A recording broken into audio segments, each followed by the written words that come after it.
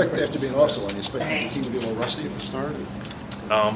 You know, we talked about looking at the break as a positive in terms of using the time the right way to sharpen up some stuff defensively and really go over the details and making sure we play the right angles and all 5 guys in action.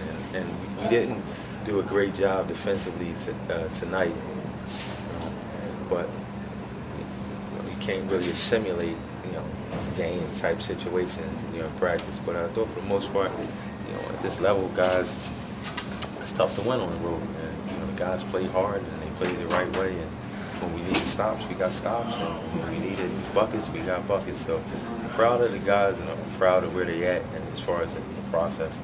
And for the most part, we got a long road ahead of us, but I think we're moving in the right direction. 26-32 or something like that from the free throw line in the second half. Talk about what that means and especially what it means to be getting the ball inside that much. Well, I think it's a lot easier to shoot the ball in the paint than it is out on the perimeter. And whether it be because it's a pass to the block or whether it be because the guys are penetrating, anytime you play inside out, I think you'll be most effective. Just told the guys, try to attack the basket, don't necessarily settle. If the shot is there, be confident, pull up and take it. But for the most part, see if you can create an opportunity for someone else. Speaking of that, 30 for Zack and 20 for Miles. Talk about the confidence that you saw in them during the game. Well,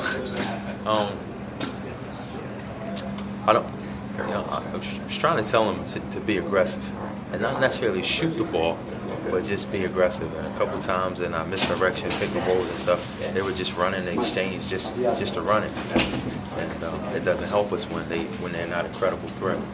But to their advantage,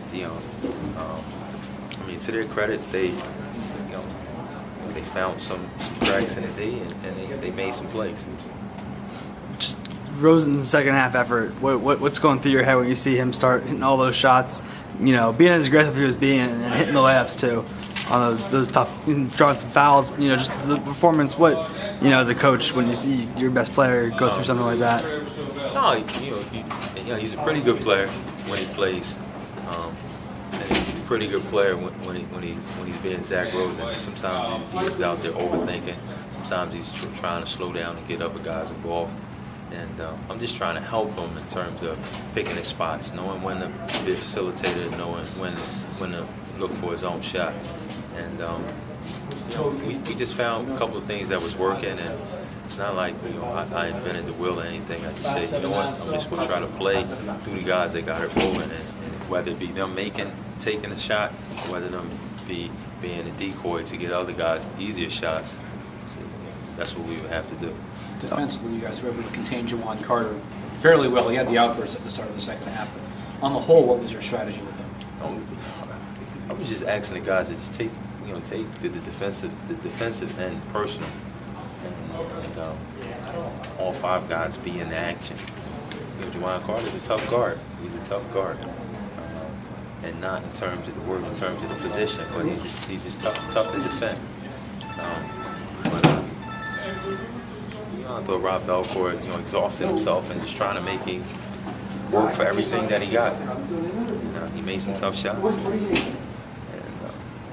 But I just thought, in closing out the possession, when shots went up, we had guys on the glass. We gave up 7 offensive rebounds in the first half. In the second half, I don't think that number was as high. So, for the most part, if we get defensive stops, when the perimeter shot goes up, we finish out the possession. I'm fine with that. Jack Eggleston picked up his 1,000th career point and then some tonight. Obviously has a great career. Mean anything to you to see a player reach that kind of a milestone? Absolutely, yeah. He's had a phenomenal career. He's one of the most important guys for us on the floor in terms of, I ask him to play 4 positions sometimes, and I'm just happy. I'm happy, and I'm appreciative of the fact that we have him. Shook his hand after the game and congratulated him. But he's done a great job just working at his game. Is that, can we ask you, we could hear some cheering in there. Was that over his 1,000 point A or little something? bit. I think somebody poured a bottle of Powerade on his head.